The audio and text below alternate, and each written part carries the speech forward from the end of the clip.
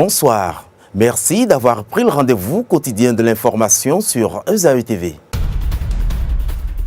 Ce journal sera composé de la réaction de quelques acteurs du secteur immobilier au Bénin sur le code foncier, la déclaration d'ABT toujours sur la politique foncière du gouvernement de la rupture et ensuite nous irons à la découverte des tireurs de pouce-pouce dans le marché d'Antopa. Merci d'avoir choisi ESAE TV pour vous informer. Les acteurs du secteur immobilier en République du Bénin ont apprécié à leur point de vue la nouvelle réglementation du code foncier issue de la décision du Conseil des ministres du 15 juin dernier. L'application des mesures telles que le prix référentiel de cession des biens meubles et immeubles du domaine privé de l'État ou la suppression des frais de retrait du titre foncier entrent en ligne de compte du nouveau code foncier en vigueur depuis 2013, mais hors d'usage à ce jour. La rédaction de ESAE TV fait la lumière à ce sujet à travers ce reportage.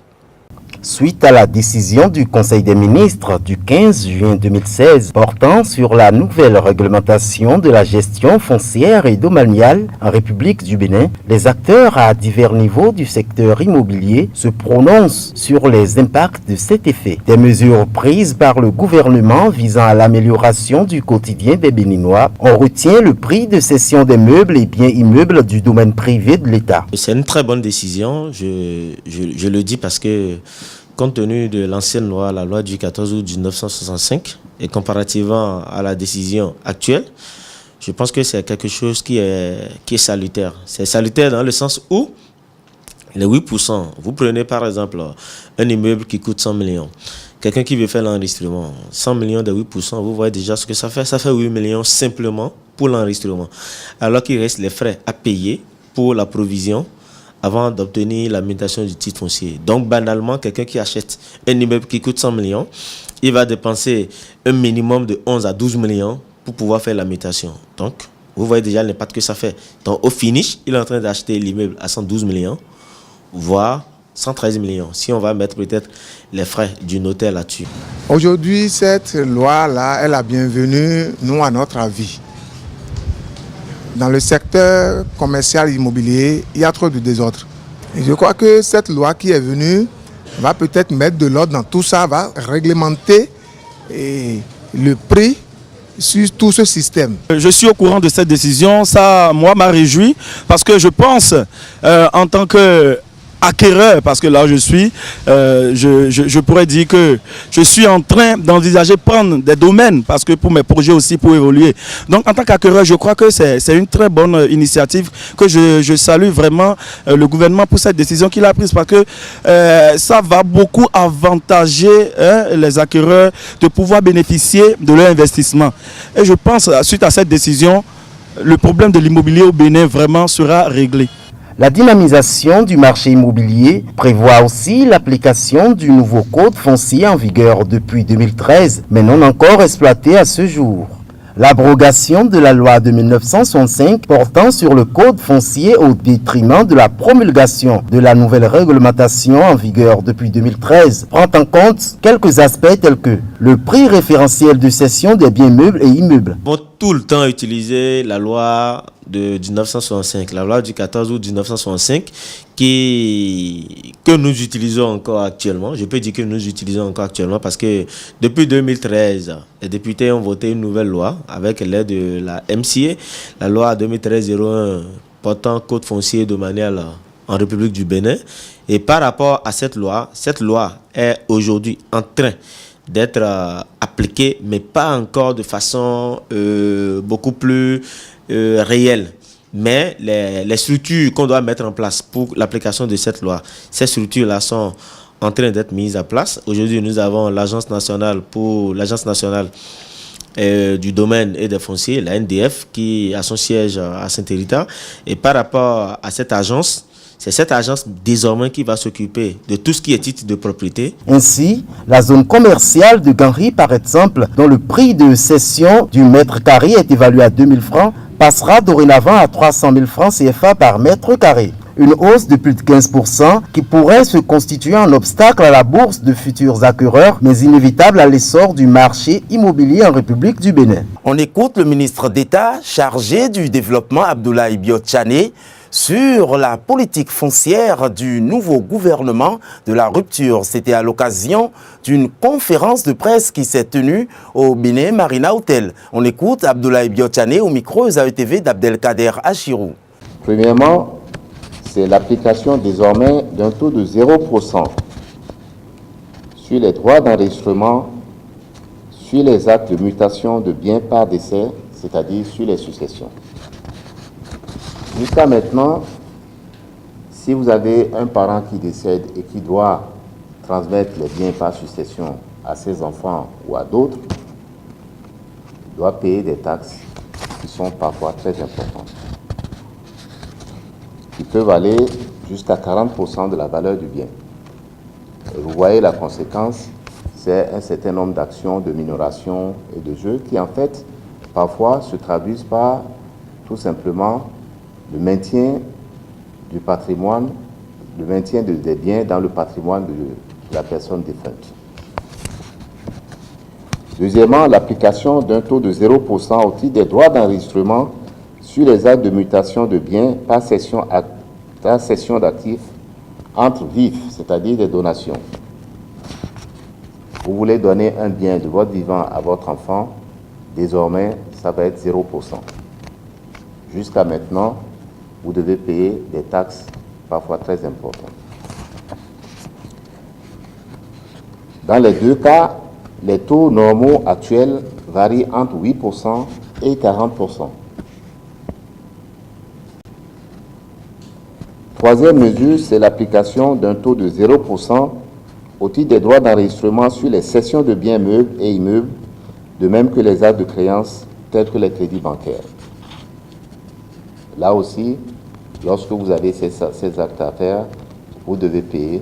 Aujourd'hui, nous disons, à partir du vote de cette loi, cette nouvelle loi rectificative des finances, ça va être 0%. Quatrièmement, l'application d'un taux de 0% au titre des droits d'inscription et de radiation des hypothèques. Quand vous allez emprunter dans une banque, très souvent, on vous dit hypothéquez un bien, hypothéquez votre maison, ou la maison de votre frère, ou celle de votre père. Mais en plus, vous devez payer aux impôts une taxe qui s'élève à 0,3% de la valeur du bien. Mieux, c'est que lorsque vous avez fini de payer et que vous devez retirer votre bien, c'est-à-dire faire la procédure à ce qu'on appelle la radiation de l'hypothèque, vous devez payer encore 0,3%. C'est élevé et parfois c'est un frein à la mise en place des crédits, c'est un frein à la généralisation des crédits immobiliers. Nous avons décidé de mettre ce taux désormais à 0%.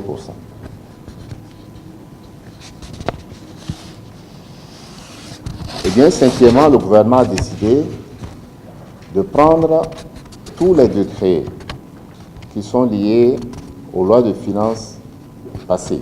Cette édition se poursuit avec les kiosques afin de s'enquérir des parutions de ce jeudi. Voici la revue de presse concoctée par Billy Laibi. L'informateur annonce la délibération de l'examen de certificat d'études primaires CEP 2016 en titrant « Inquiétant faible taux de réussite ». À la une du journal L'Économiste, résultat du CEP 2016, 127 641 candidats ont échoué. Matin Libre montre le vrai visage de l'école béninoise et nous renseigne que sur 100 écoliers au CEP 2016, 61 n'ont pas le niveau. À lire dans les colonnes du journal Le Télégramme, les raisons de la baisse du taux de réussite du certificat d'études primaires. Le quotidien Le Matin parle ce jour de la gestion des organisations de la société civile. Pour ce journal, il y a plus de vaches à lait que d'actions sociales. Au sujet du mandat unique porté par le nouveau président de la République, Dynamisme Info pense que cette réforme est celle qui fera perdre Patrice Talon au référendum. Le quotidien au service public La Nation titre en manchette « Actualisation du fichier électoral. Désignation ce jour des nouveaux députés membres du COSLEPI ». La Relève Info nous fait savoir que l'Alliance des Forces Nouvelles AFN salue les efforts de gouvernement du président Patrice Talon. Le journal Le Matin évoque à sa une la lutte contre la corruption sous la rupture et pense que le peuple attend toujours Patrice Talon. Le journal L'Exemple nous renseigne sur la conférence de presse de l'unité focale du mercredi noir. Le président du PVR, Lord nous donne de la voix ce jour à la Bourse du Travail de Cotonou. Au marché d'Antokpa, ce sont ces hommes qui aident les marchands à transporter ou déplacer leurs articles d'un point à un autre en se servant bien sûr de leur force.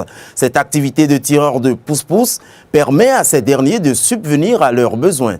Allons à leur découverte à travers le reportage de Bernice Loco et de Boris Wagbanga. Ils sont nombreux ces hommes qui chaque jour trouvent leur gagne-pain quotidien en transportant des marchandises. Eux, on les appelle des tireurs de pousse-pousse. Ici, dans le marché de Dantokpa et plus précisément à Gbogbanou, ces derniers pratiquent cette activité pour plusieurs raisons. Dans les villes, s'il n'y a pas de travail, c'est à cause qu'on charge pousse-pousse pour travailler avec ça. Là. Nous aussi, nous sommes dans les souffrances. C'est pourquoi on choisit pour travailler, pour gagner à manger. Selon ces travailleurs hors du commun, les difficultés sont énormes. Le poids des charges, le soleil et même la pluie n'émoussent pas leurs ardeurs, même si le revenu journalier n'est pas à la hauteur de la tâche accomplie. C'est la chance. Si au moins tu vas gagner 3 000, 4 000. Par jour comme ça, si on travaille jusqu'à ce soir, peut-être on gagne 5 000, 6 000. Maintenant, où nous sommes actuellement, on ne gagne pas comme ça. Si on va souffrance jusqu'à le soir, on peut gagner 4 000, 3 000 comme ça. Il n'y a pas de sous-métier, dit-on. L'activité de tireur de pousse-pousse permet aux pratiquants de subvenir à leurs besoins primaires et de satisfaire aux besoins de leur famille. Le courrier de l'étranger, c'est une compilation que nous propose Milkar Laourou. Selon ces chiffres, dès cette semaine, environ 300 combattants de son groupe Le Mouvement pour la défense de la patrie MDP au Mali seront démobilisés. Ils sont tous dans la région de Mopti au centre du pays, parmi eux de jeunes Peuls. C'est un nouveau ralliement au processus de paix dans le pays, celui d'Ama Fourné Diallo. Il s'affiche comme défenseur des civils Peuls et annonce que ces 300 combattants vont rendre les armes, y compris ceux qui ont intégré des groupes djihadistes. En Côte d'Ivoire, le franco-ivoirien Sidi Bakaba s'est vu notifier sa mise en examen mercredi 6 juin devant le tribunal de grande instance de Paris, mise en cause par le parquet d'Abidjan pour meurtre, menace de mort, complicité de violence, voie de fait et atteinte à la liberté individuelle. Toujours en Côte d'Ivoire, le procès de Laurent Gbagbo et Charles Blé Goudé se tient désormais en partie à huis clos. Les juges ont décidé de ne plus retransmettre en direct sur l'internet les audiences au cours desquelles déposent des témoins protégés. Déjà fastidieux, ce procès au cours duquel seuls 13 témoins ont déposé en 6 mois devient de moins en moins lisible. Le procès a repris à la Cour pénale internationale le 6 juillet 2016. Terminons cette page inter avec la fin du procès des 2 anciens bourgmestres rwandais, Octavien Nzanzi et Tito Baraira, qui comparaissaient depuis 2 mois devant la cour d'assises de Paris pour leur participation au génocide des Tutsis dans leur village de Kabarando, dans l'est du Rwanda, en avril 1994. La cour a rendu son verdict le mercredi 6 juin au soir. Les 2 anciens bourgmestres ont été reconnus coupables de crimes contre l'humanité et de génocide et condamnés à la prison à perpétuité. Eh bien, c'est la fin de cette session de l'information que je vous remercie d'avoir suivi sur le www.zaetv.com. Bonsoir et à la prochaine.